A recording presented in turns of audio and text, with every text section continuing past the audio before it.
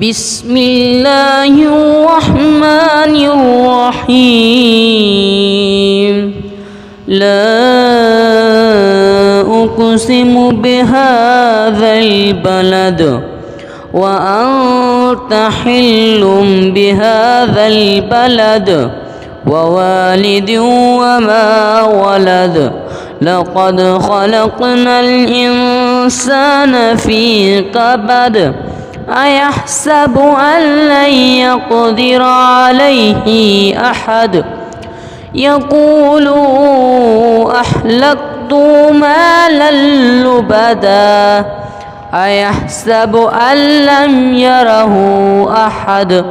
ألم نجعل له عينين ولسانا وشفتين وهديناه النجدين فلاقتحم العقبة وما أدراك ما العقبة فك رقبة أو إطعام في يوم ذي مسغبة يتيما ذا مقربة أو مسكينا ذا متربة ثم كان من الذين آمنوا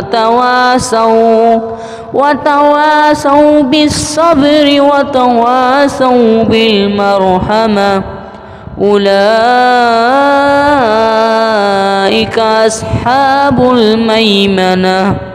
والذين كفروا بآياتنا